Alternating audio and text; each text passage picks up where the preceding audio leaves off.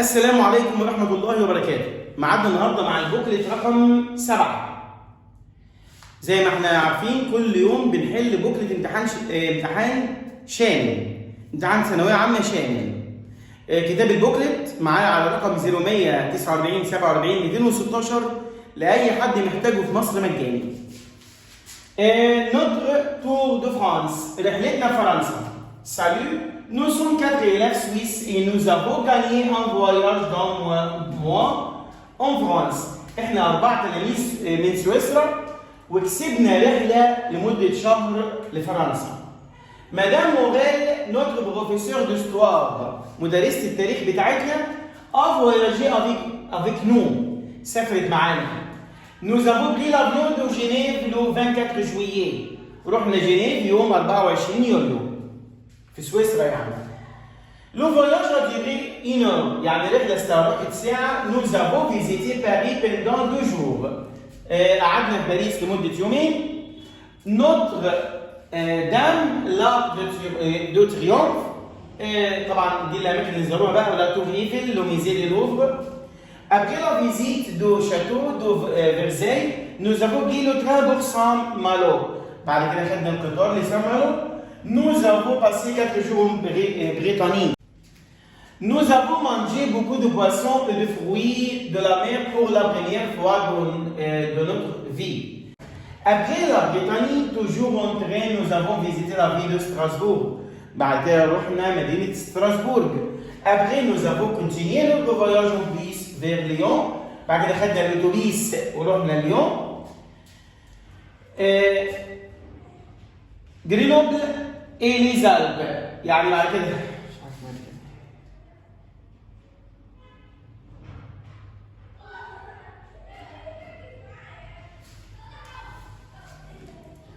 Grenoble et les Alpes.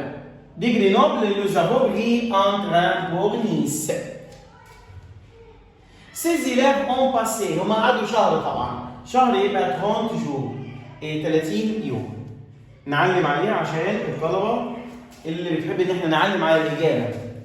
عايزك تبقى مركز وتكون انت حل الامتحان في الأول، تكون حل ومجهز امتحان بكرة. يعني مثلا بكرة إن شاء الله يوم الجمعة هيبقى يوم هنحل البوكلت رقم كام؟ رقم 8، وهكذا كل يوم تحضره الأول، وبعد كده تيجي تراجع معايا. ولو انت ما عرفتش حاجة تابعني على الواتس واسألني، قول لي يا ميسي لو سمحت أنا ما فهمتش الجملة رقم كذا، اشرحها لي. أنا تحت أمرك في أي وقت. تمام، قلنا هنا هتبقى 30 jours اللي هي سي. 2 ces élèves habitent، التلاميذ دول ساكنين فين؟ à Genève. 3 ce voyage a été، كانت on était في الصيف. 4 ils sont allés à Lyon، راحوا ليون بالأتوبيس. 5 ces élèves ont voyagé avec la professeure d'histoire، مع مدرسة التاريخ. و6 en Britannique ces élèves ont mangé beaucoup de produits de la mer، كلوا سمك وفاكهة البحر. Je m'appelle Pierre Lorient، je suis hyper sportif أنا رياضي، je pratique beaucoup de sport، أمارس رياضات كتير. Je suis passionné par les sports dangereux، يعني عاشق للرياضات الخطيرة. Je cherche toujours de l'aventure et de l'énergie، بدور دايما على المغامرة والطاقة. En hiver في الشتاء je fais du camping على مونتانين، بنعمل معسكرات ومخيمات في الجبال لمدة أسبوع. je fais du ski، بمارس التزحلق avec un groupe de copains مع أصحابي. وفي الصيف بمارس التسلق مع أولاد عمي ومع أخويا. وبزهق جدا لما بمارس رياضة كلاسيك عادية. ما petite sœur أختي الصغيرة ne supporte pas les sports extrêmes، ما بتحبش الرياضات الخطيرة. elle fait de la natation، بتمارس السباحة. elle est la championne de Nice en natation، بطلة نيس في السباحة. mes parents font parfois de l'équitation، بيمارسوا الفروسية quand ils rendent visite à mes grands-parents à la campagne، لما يروحوا الريف. Pierre parle de، طبعا جود سبورتيف الأخيرة. بيير عنده أخ وأخت اللي هي سي. بيير سبورت بيشجع الرياضات الخطيرة الإكستريم الأخيرة. 10 لا سور دو بيير، أخت بيير بتعرف ناجي تسبح. 11 بيير بيمارس التسلق مع ولاد عمه. 12 ليه بقول بيير صف بيعرفوا يركبوا حصان الأولى. نروح للمواقف ونشرحها وركزوا معانا. صاحبك تخين انت بتنصحه هتقول له ايه؟ كل قليل من كل حاجه، ولا كل حلويات كتير، ولا ما تشربش ميه؟ طبعا كل قليل من كل حاجه الاولى. 14 انت بتقترح فكره لقضاء ويك اند. فايه الاقتراح هنا؟ ممكن تبقى لون بيشي دان لولاك، يلا نروح البحيره. 15 بتسال الصديق لماذا لا يحب الريف؟ هو هيرد يقول ايه؟ عشان الجو جميل؟ عشان في حشرات الأخيرة. تمام؟ 4 أنت عايز أو 16 تمارس الفروسية في الريف.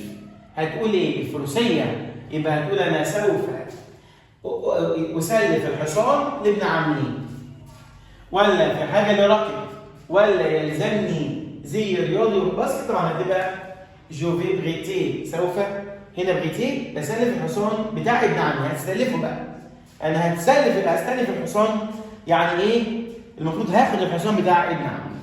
17 بتسال صديق عن الفريق المفضل. هتقول له ايه؟ الفريق المفضل يعني الفريق اللي بيشجعك. يبقى كل ايكيب انكوهاشتي، اي فريق تشجع. 18 بتسال البوشيتير. البوشيتير اللي هو موظف شباك التذاكر بتاع المحطه ده عن ساعه الوصول بتاع القطار. يبقى هتقول له متى القطار سوف يصل الأولى؟ متى يصل القطار الأولى؟ تمام. هنا وصل، دي ماضي.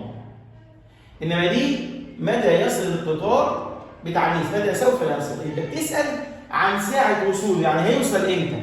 يبقى الأولى هتبقى هي دي الإجابة السليمة. 19 الفيل. طبعا احنا واخدين الحل السحري بتاع المقارنة. الحل السحري بتاع المقارنة أول ما نشوف بعد نقط صفة وكومة فيش، هي كلمات. طبعا كل اللي معايا عارف فاهم أنا بقول إيه؟ صفة وكومة فيش، يعني إيه مفيش؟ يعني تاخد مفيش حاجة فيها. يعني تستبعد دي اللي هي دي تسيبها لنا خالص، وتستبعد دي. يبقى أنا عندي دي مفيهاش حاجة ودي مفيش حاجة بعدها. صفة وكومة فيش. طيب تاخد المعنى بقى، الفيل هو أكثر تخنا أو أضخم الأولى. 20 بنصحك. طبعا القطار هياخد اون عشان وسيله مغطاه. 21 الشتاء خلصت. الترجمه هنا الشتاء خلصت، يبقى لم يعد الجو حار. الاولى لم يعد الجو حار. 22 في الماضي المركب بري من فعل براندر. براندر من الافعال اللي تاخد فعل افوار كمساعد مش فعل اكل. افوار اللي هي سي. 23 اوريجين. اول ما نشوف هناخد مفرد مؤنث على طول. اول ما تشوف اوريجين او ناسيوناليتي يبقى الثانيه. 24 اوتو، طبعا متحرك الاولى على طول. 25 احنا قلنا لما شرحنا اون اول ما نشوف فعل فينير بعد النقط ناخد اون. السبب ايه؟ ان فينير بتاخد الدهات. كل ما نشوف فينير بعد النقط تاخد اون على طول. 26 الخريف هناخد اون. اون الاولى. ليه اون؟ لان الخريف ياخد اون وكل المواسم تاخد اون ما عدا الربيع بس ياخد او.